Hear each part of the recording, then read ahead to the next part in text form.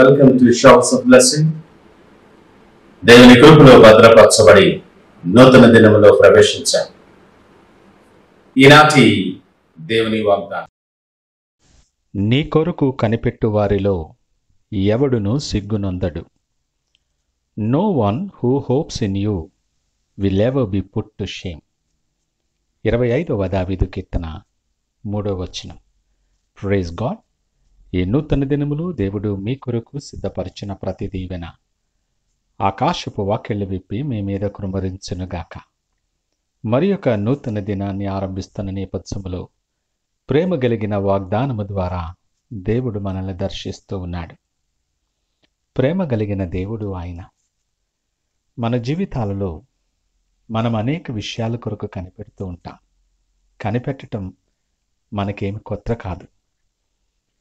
మంచి ఫలితాల కొరకు కనిపెడతాం, మంచి రోజుల కొరకు కనిపెడతాం, మన చుట్టూ ఉన్నటువంటి అనానుకూల పరిస్థితులు తొలగిపోవాలని కనిపెడతాం.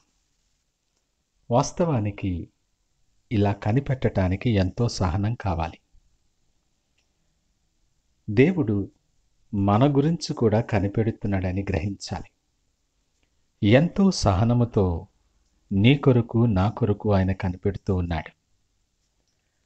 అవకాశము వెంబడి అవకాశం మన జీవితాల్లో కల్పిస్తూ, దినము వెంబడి దినం, మాసము వెంబడి మాసం మనకు అనుగ్రహిస్తూ మనం ఆయన తట్టు తిరగాలని ఆయన కనిపెడుతూ ఉన్నాడు.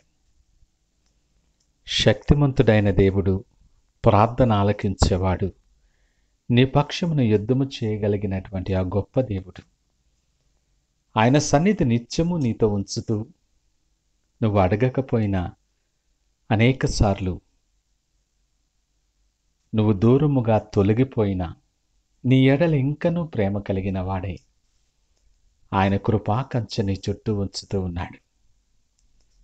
నువ్వు ఆయన తట్టు తిరగాలని, ఆయన సహవాసములో నువ్వు బలపడాలని, ఆయనతో నువ్వు నడవాలని, ఆయన సిద్ధపరిచిన ఆశీర్వాదాలు నువ్వు పొందుకోవాలని, ఆయన కొరకు సాక్షిగా ఉండాలని ఆయన ఎదురు చూస్తూ ఉన్నాడు.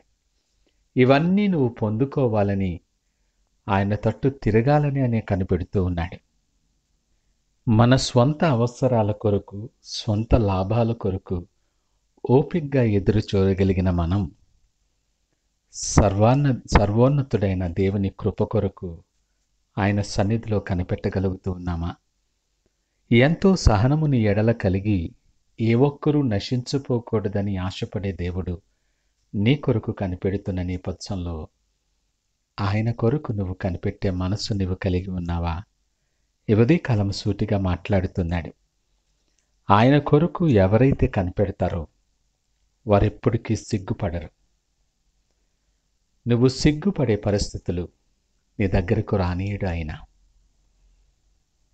బలహీనపడే పరిస్థితులు నీ దగ్గరికి రానీయడు.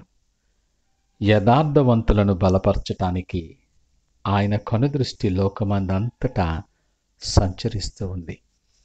ఆయన పక్షముగా ఎవరు యథార్థవంతులుగా ఉంటున్నారో ఆయన కనిపెడుతూ ఉన్నాడు. దావీదు మాట్లాడుతున్నాడు, నేను సహనము కలిగి యెహోవా కొరకు కనిపెట్టుకుంటుని. అద్భుతమైన సాక్ష్యం దావీదుది. ఎన్నో పరిస్థితుల గుండా నడిచిన దావీదు దేవుని కృప కొరకు సహనము కలిగి కనిపెట్టుకున్నాడంట. తర్వాత 7 ఆశీర్వాదాలు దావీదు జీవితంలో స్వతంత్రించుకున్నాడు. ఈయన సహనాన్ని బట్టి, ఆయన కనిపెట్టుకున్న విధానం చొప్పున యెహోవా ఆయనకు చెవియొగ్గాడు. ఆయన మొర ఆలకించాడు. నాశనకరమైన గుంటలో నుండి, జిగటగల దొంగ ఊబి నుండి పైకి లేవనెత్తాడు. పాదములు బండ మీద నిలవబెట్టాడు. అడుగులు స్థిరపరిచి స్తోత్ర రూపమగు క్రొత్త గీతాన్ని ఆయన నోటనుంచాడు. అద్భుతమైన అనుభవం ఇది.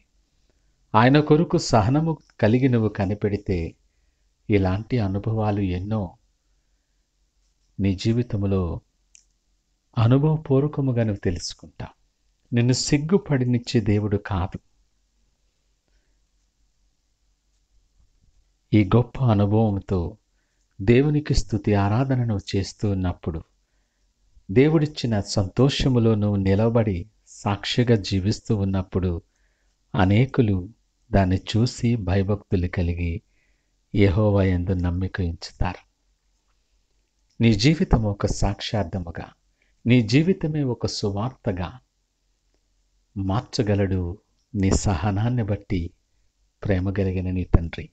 ఈ నూతన దినములో అలాంటి మాదిరికరమైన జీవితాన్ని ఆయన కొరకు కనిపెట్టుచు అనేక మందిని ఆయన తట్టు త్రిప్పగలిగినటువంటి ఆ గొప్ప ఆశీర్వాదకరమైన పరిస్థితి మనము పొందుకోవటానికి ప్రార్థనాపూర్వకమైన దినాన్ని ఆరంభిద్దామా?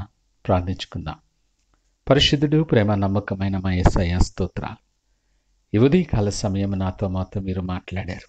అవును ప్రభా, మా స్వలాభాల కోసం, మా సుఖము కొరకు అనేక విషయాలలో మేము కనిపెడతాం.